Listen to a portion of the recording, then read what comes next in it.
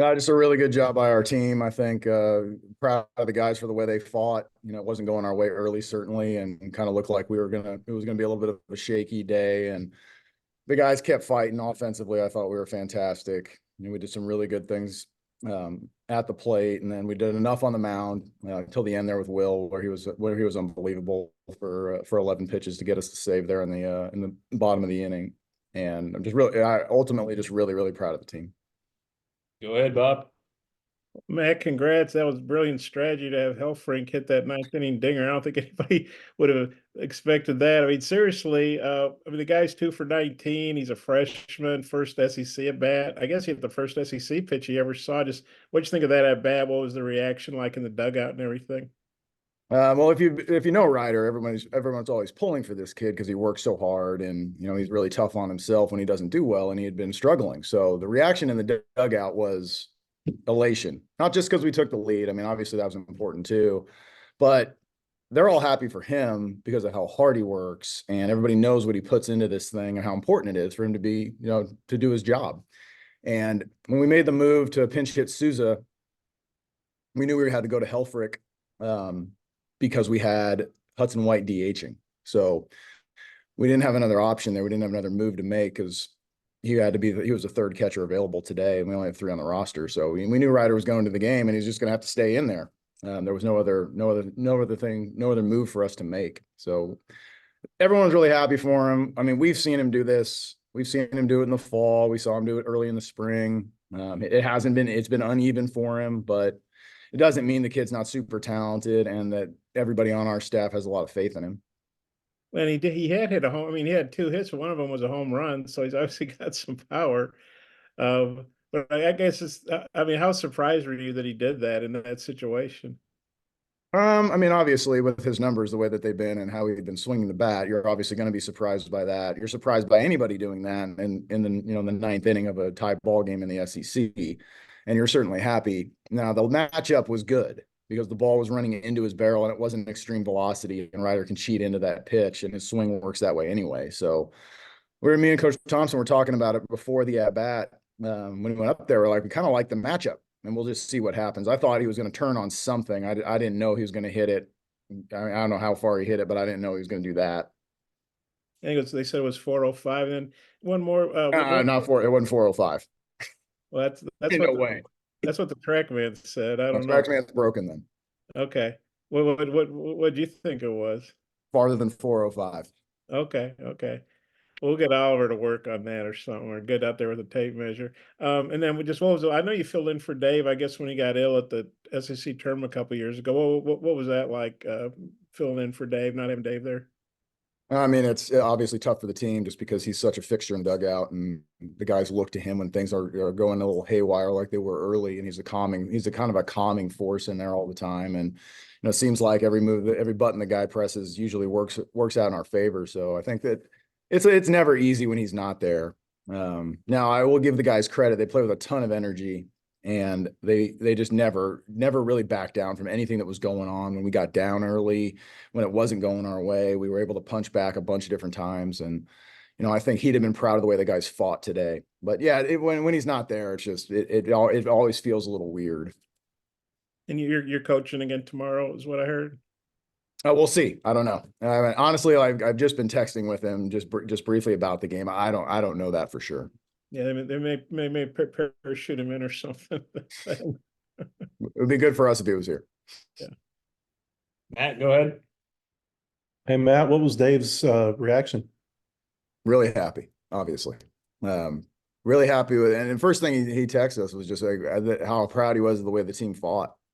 And it was the same thing if you're watching the game that you see. It's just like we didn't have a whole lot of back down in us today, which I was really proud of, for the team to be able to do that.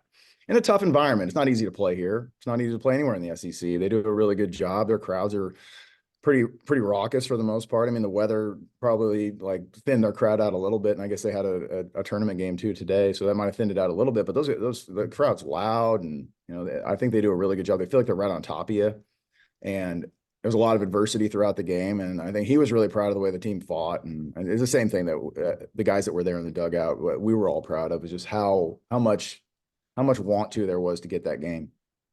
I guess in the eighth, the umpire had to go off site to get his gear. How was that explained to you? And what was the key to Cooper staying loose and engaged and for him to come back and finish that inning the way he did? So really proud of Coop for having to sit for 20, I think it was like 22 or 23 minutes at the end of the It day. was over 30. Was it really, really? Wow. Yeah, I think so. Well, really proud of Coop for that. He had not had to do that really in his entire career, I don't think, but he played catch and he just kind of stayed engaged. He came up to me kind of like right as the break was happening and told me what pitch he wanted to throw and where he wanted to throw it, and just got himself ready to do that. It was explained to us that just they had to go take the umpires back to their locker room. The umpire had to change, and it was going to be the round trip was going to take a minute. So the umpires were in communication the whole time. They let us know what was going on. They gave Coop plenty of time to be able to get loose. They gave our guys time to play catch in the outfield. They handled it. I thought the umpires handled it as good as you could handle it, given the situation. I think Auburn scored in 4 innings tonight, and you guys came back and scored in the next half inning 3 times. What did you think of the response that they had to those runs? Yeah, it's punching back, man. I think that's the key. That is the hallmark of a good baseball team. You know, when you give up a couple, you give up 2, you give up 3, you give up 1, and your team punches right back and punches in a couple runs. I thought we did a really good job of that, just throughout the game. And I think it shows a lot of the fight that I've talked about a little bit earlier, you know, in this post game, just how much fight there is in the group. So anytime that you can score after they score, it's a little bit demoralizing for them. Yeah, I know, because it is for us when it happens to us. It can really just shift the momentum and put it back in your dugout. And then obviously some of the defensive plays we made today too, I think had a lot to do with, you know, the game going the way that it did. Ellis. Yeah, Matt, I'm sure as a pitching coach, you're involved in a lot of these decisions anyway, but what did you make of the fact that the game you're the head coach for, there were like 5 high leverage decisions that needed to be made in terms of pulling guys and stuff like that? Just what did you make of that? I mean, honestly, like I was talking to Zach Barr, our director of scouting, in the 8th inning, and I was like, I really want to win this game, but this has been a lot of fun to be able to put yourself in the situations, make the decisions. You know, myself, Coach Thompson, Coach Wernis, Clay Goodwin, DJ Baxendale, and Zach Barr kind of all in there in the brain trust trying to figure out what's the best thing to do. And, you know, I think we just tried to think of, all right, what would Coach do? And then do we have that option available? But yeah, it's fun. You know, those things are fun. That's why you coach to make decisions.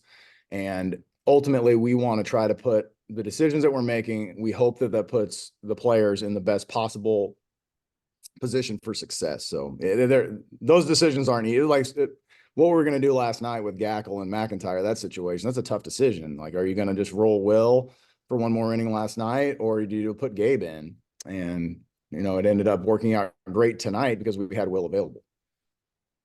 And I guess all those decisions kind of worked out. Just did it make you feel better about this pitching staff overall? Obviously not a great outing from Tiger, but you had to piece it together and had to see guys like Cooper Dossett step up in big moments. Like, does that kind of game and seeing each guy kind of pull their part make you feel better about this pitching staff as a whole? I think it speaks to the depth, and also that we trust those guys in big spots. You know, Coop, that's probably the biggest spot Coop's had to pitch in his entire baseball career here. And I thought he did an admirable job. And, you know, Cody Frank went in there through strikes. They hit some of them. And, you know, I thought he threw the ball fine. And, you know, Gage Wood, same thing. Gage was just kind of like a little unfortunate with a lot of the stuff. He threw a really good cutter that got hit down the line for a double. We got a little chopper back to him. We had some miscommunication in the infield, and they end up getting on base right there. And then I thought Stone Hewlett, I mean, that's a huge, huge out to be able to get that, to be able to help us get off the field. And then Coop comes in, and Ben McLaughlin really makes the defensive play of the day, to be able to get us off the field right there with a diving play on a tough ball in between hop. Him and Kendall Diggs made unbelievable defensive plays, and Peyton Stovall too on that relay throw to get the out at home. So yeah, I'm proud of the pitching, you know, in terms of the guys being able to get into some roles they hadn't been in before. Super proud of the defense. Hodge. Yeah, Coach, I'm curious what you thought about Tiger's performance tonight. Kind of what did you see from him? And I think this is 9 walks in his last 2 starts. Is there something in particular you see mechanically that he's doing? Yeah, I mean, it's just I mean, I guess for lack of a better term, just he's spinning off the ball a little bit. He's not staying through the ball as well as he was earlier in the season. It's something that we have to work on and fix. You know, he's aware of it. I'm aware of it. It's just something that we're gonna have to work through. I think that was the one thing that you see from Brady is it's over rotating on some of those pitches. It pulls him into the other batter's box. If you look at his misses, he's either missing arm side up or, pulling the ball into the glove side batter's box. And that's usually a hallmark of something it'll be a rotational issue that we'll fix. Brady's a good rotator and he knows that's a strength of his, but sometimes it can be a weakness if he gets going a little bit too fast and tries to create velocity with the wrong parts of his body. So it's definitely something that we're aware of. It's something that we're locked in on, something that I noticed, and I thought he would be able to get through it today. I wanted to stay with him as long as I could. And ultimately, we just had to make a move. But Brady's still Brady, and we have a ton of confidence in Brady, and he'll start game 2 next week. And McIntyre, his performance yesterday and today, just what makes him so effective, or what has made him so effective these last 2 days? And was the plan all along, like if you got a lead, that you were going to go to him in the 9th? Yeah, we didn't have Gackle available today just because he's a freshman and he hadn't pitched back-to-back days yet. So I didn't feel like that the best time to do that is at Auburn. So he wasn't available, and we knew that Will would be available based on the fact he only threw 23 pitches last night.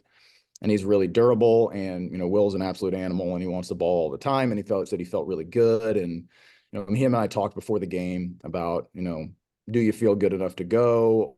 Do you want the ball? That's usually what I ask the guys. I don't really want them to tell me that they feel good enough to go. I have plenty of guys that can go. Like, do you want the ball, and are you ready to go?